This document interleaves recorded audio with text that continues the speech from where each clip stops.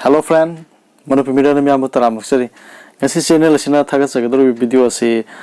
yamna nungaiba adugumba topic amane topic ase adungai akhoi ahal laman singna thambiramba haiba tare akhoi gi like tagada iriga thamamba adugumba topic amane adunga ngasi akhoi naharol singda nupa singda su aduga nupi singda dum kana ga topa adugumba video makhala mani haidana myan thamjari har video ase atege sunate akhoi gi ahal laman singna mamangi matamdagi thamamba like tagada iramba adugumani akhoi gi nupi makhal tara hana Main thamam bane nupi je nupi bide nupi nupa nupi na dumai lai ko ada nupi je makhal tara de magi mawong mana tawri bu kholi badu matungina hai mai sawong sada kai ka adu matungina nupi je makhal tara thonu khai du hai dana ala man thamam ba adu ay hana sum mayam sum pa thoga sum hai jege tawbune loina channel se nusi biduna subscribe to biro moduga subscribe to matungda makha da lai ba khoi bell button icon se masu click to biro hai dana mayam hai jari loina video se ming taminase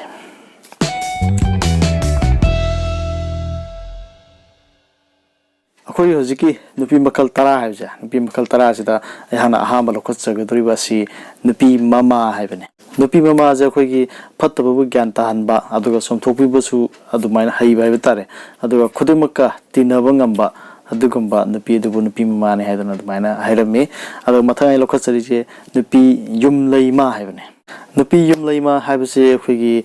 masa masu warakpa haibi aduga minungsi khangbi aduga thaujal haibi mi yokpi mibu sembi lanchenbi oigalli aduga yum panbada nak yet kupnai khangalli aduga mi punumaktagi nungsiba phangbi su oigalli adana adumaina phungde Nupi Yumleima se Adai sum paraga sum haijarake adu mathangi se akhoi gi sum halamana sum hairambadune hana tamjari bisijo Nupi Charoi habje akhoi uchek ni ko uchek ta yam lang bo uchek am leibine pe khong bo uchek am leibine adu Nupi Charoi number 3 da leija Nupi Charoi je kamai haige habta tungmang yengdana achum aran thidana mibu lawai luton degi lakan bi oigalle aduga mi usikande mana Puraga ngamhoraga loire haina khangalli ko adugu chumgi chumbu langelalu mana tawbuna chumdabe ade haina khangalli haidana aduga kana amataga motinana laminaba ngamde haidana mai phongde hairibse aina lokhuse number 3 Nupi Charoi haibsini ko adu mathangda Nupi kwak hai kwak sijo mai makon jam taning damni ko uchekta kwa myam khambiri dune kwak ki je nupi kwak ki kamai hai haibun tunda wafam ama hekta baga marol mari sengna khangdringai da han hekta gaga ya lawan ba aduga pau sandokan bi oigalli aduga megi miwa achera kom tagalli ikai bu khangande machin yangalli machin thigalli mana thokpa ama hekta khumba higalli amada ama tamsin amada nama tamsin tawduna mi khanahanba aduguma mida oigalli haidana nupi kwakse number 4 is maina phungde adu mathangda hai phungdoise lairibse number 5 kije hoigi nupi samu hai je khusada yam noi chawbuduni ko nupi samu kije masa noibi mawun thabi yamna lumbi nomhou chatpi oigalli aduga masagi soidanaba thiba haigalli Wangang chawna ngangalli aduga mathawna maringjel legalli mi lai ki gande atopana laksaba yagande sumaina hai mathangda number 6 ta leija akhoi gi nupi sagol hai nupi sagol hai di horse sagon doni nupi sagol gi kamai hai gi yengminase phingalli tathak kanbi akhatpi oigalli masai yangalli khingalli mapangal su phagalli aduga chena adege nangroi matagum thabak tawgalli ko aduga kala ga chatkalli haiba musai dumai chabok phai macha yamgalli sumaina hai hojigi nupi sagol number 6 ta leis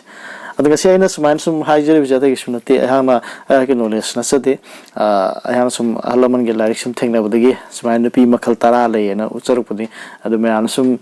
videos entertainment oina sum nungaina bi damakta video si hapsabani mayam sida lana khambigano aduna hariba video se meng tabiri sing am kusana channel sing subscribe to video mo hoje number 6 ta nupi sagol lagire number 7 ge lokho sage Number 7 is Nupi Nunghannabi hai. Nupi Nunghannabi.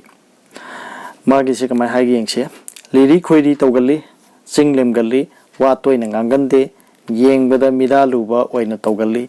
wa ngang thorpada kochi thangna ngang wa higali, mangak haigat kande, lurak nagali, mi tinaba haitrabadi luna thokali, aduga mana thajaba mi dade mabuk teng thokali, mina aran tawbu yagande, singduna thamgali. Thamoi kangali mabuk seli achum chatpi nupi oigali adra smai phukde nupi nunghannabi je adaga number 8 se nupi yumgaibi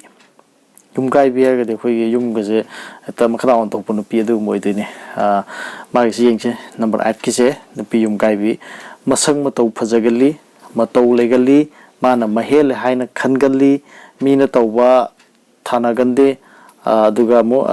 amaga mo hekta khanagali ahal laman thaksi khasi khangande sinfen phagali miwa yamna logali number 8 ki sigo nupi yumgaibi hai aduga hojiki number 8 ki laigare number 9 gi ja nupi sa hai sa hai de khoi mi kano sian da du main oi de ni ko nupi sa hai ra pune sa ji kama hai geng se khoi gi yum pam bada mathong chagande mayum gi section khumjin tawgande pothafam naigande mayumda chaning tana laigande laikai pamgalli habiti laikai ko chappaduni ko pamgalli miwa ngangnaba amasung warem thoremda thawa yawgalli mana pokpa masa singju mathong chagande ithak irang yamna pamgalli sumai hai ko number 9 ge nupi saje number 10 je khoi nupi yai oibi hai nupi yai oibi se kai hainu khangde si kai nu yengchi ko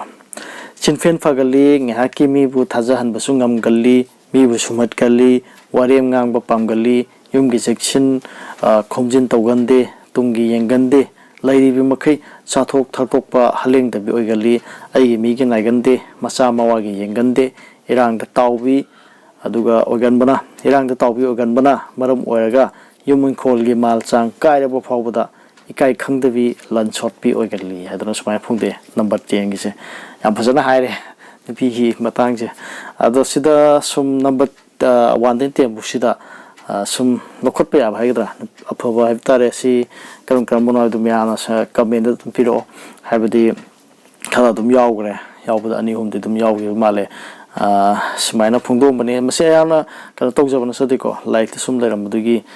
nupi makhal tara lai hadana adamaina ahal laman irambudugi matungina si video sida khuthang da mayam da sum khangan jabni aduna sigi video sina kanagum da sum am kana tok jabna sadi hariba video si sum ahal laman sum hairamba ahal laman like ti iduna thamamba du ayana su mayam da sum inkhalogi sing da sum entertainment oina su aduga sum knowledge oina su leina bi da video si semjabani loina sigi video si meng tabari be sin rok sing bu sin makadi gi thagar phungduk sari ngasi go energy video si matang swaida losin jarage thank you very much.